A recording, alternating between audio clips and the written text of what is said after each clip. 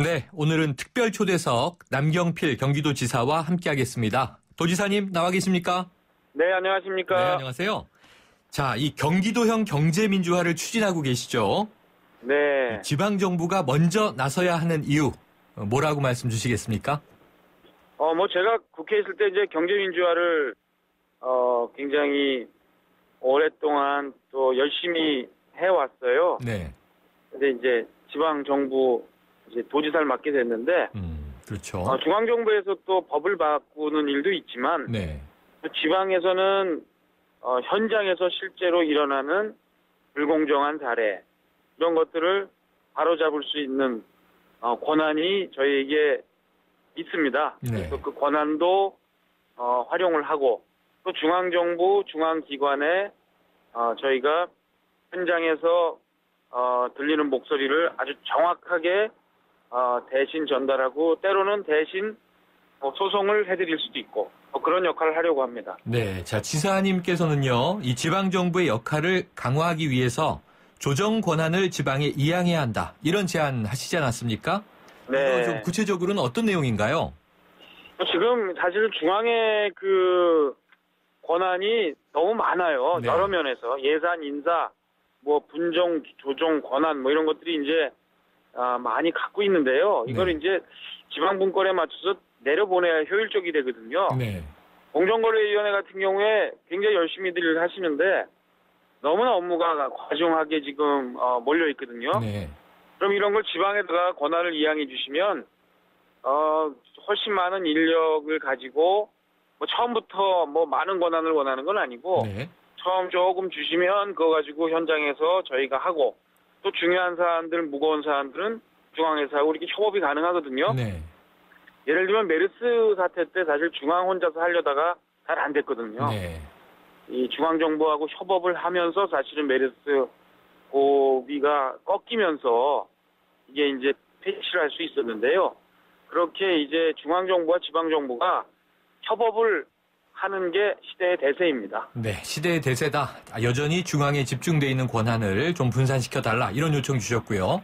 자, 네. 지사님, 이 경제민주화가 중요한 이유 관련해서 롯데그룹 경영권 분쟁을 통해서 다시 한번 확인하셨다. 이렇게 언급하셨어요. 이 어떤 네. 이유입니까?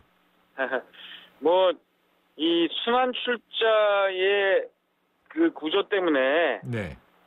사실 갖고 있는 지분보다 훨씬 많은 지배권을 행사하고 있는 게 현재 대기업 안에서의 지배구조의 문제거든요. 네.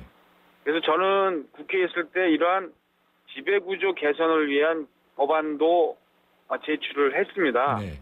그리고 일부 그것이 이제 통과가 됐거든요. 네.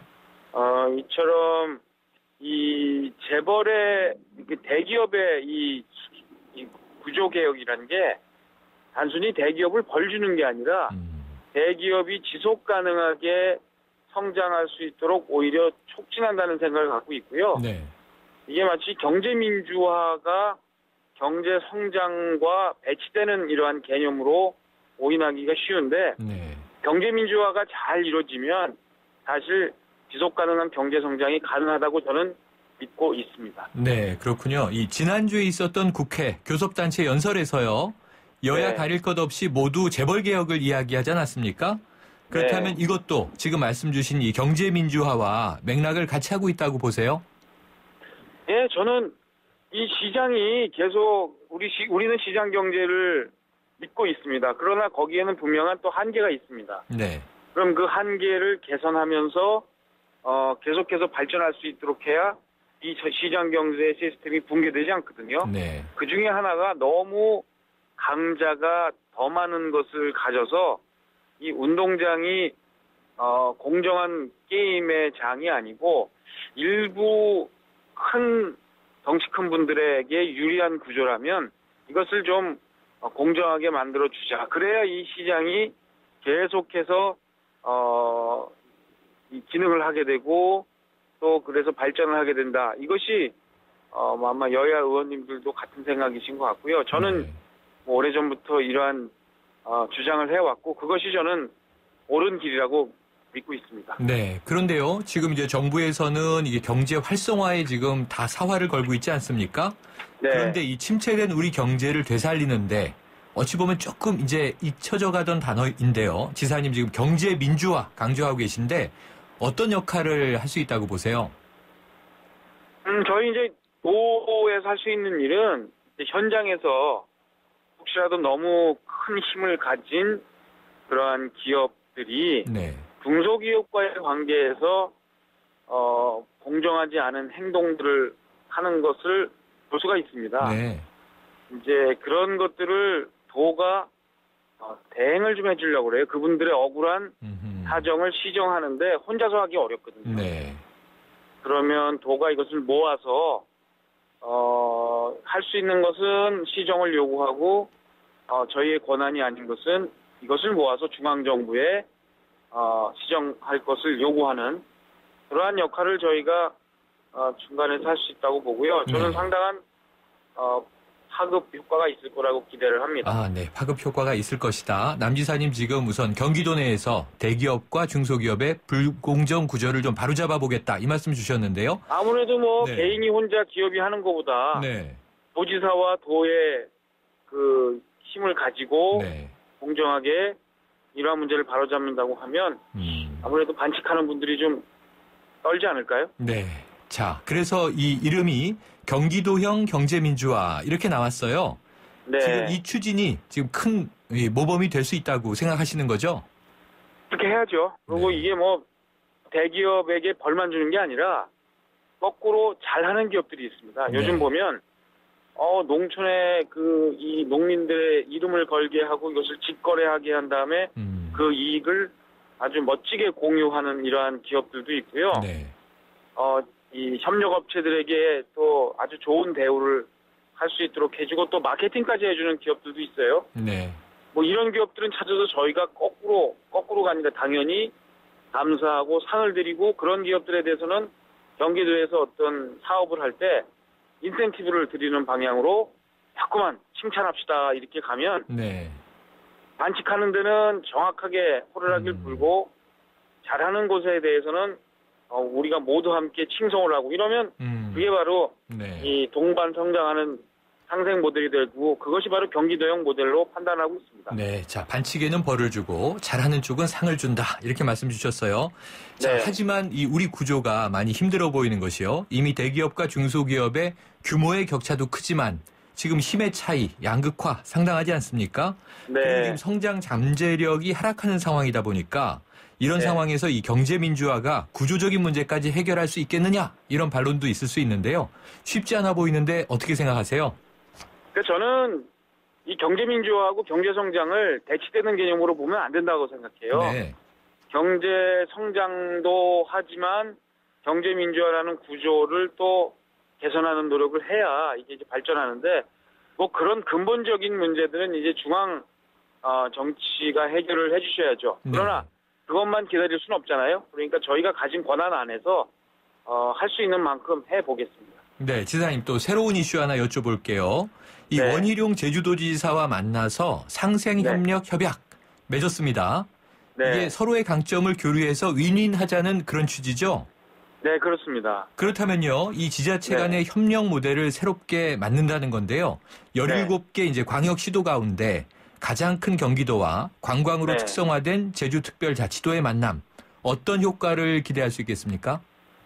말씀하신 대로 저희가 장점과 단점이 분명히 있어요. 네. 그래서 그 장점과 단점을 서로 나눠야죠. 그러면 충분히 효과가 나올 것 같고요.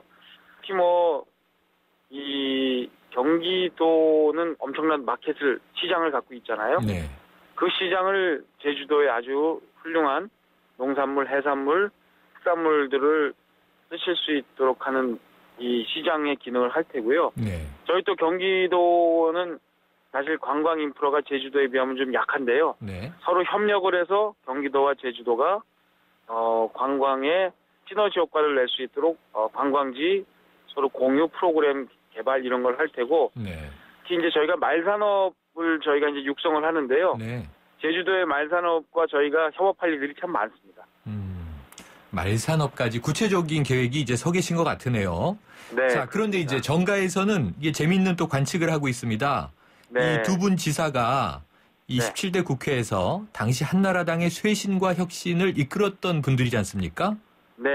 그리고 이제 당시에 이제 소장파 의원으로 유명하셨고요. 네. 또 이 여당의 차기나 혹은 차차기의 이 대권 주자 잠룡으로 남경필 도지사님 항상 꼽히고 계시잖아요. 네. 네. 그러다 보니까 지난번에 연정에 대한 또 이 실험에 이어서 새로운 정치 실험에 나선 것 아니냐 이런 해석도 있어요. 어떻게 생각하세요? 실험은 계속해야죠. 저희는 네. 혁신을 해야 되고요.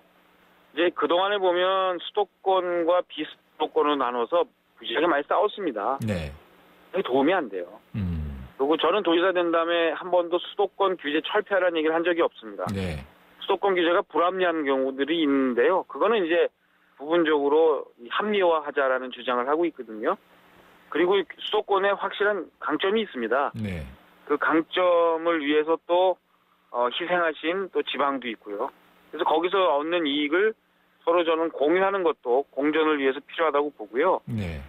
그러나 또 수도권이라고 하는데 실제로는 수도권이라고 보기엔 너무 낙후되어 있는 이런 뭐 연천군, 뭐 가평군, 양평군 아직도 군이 있고요. 네.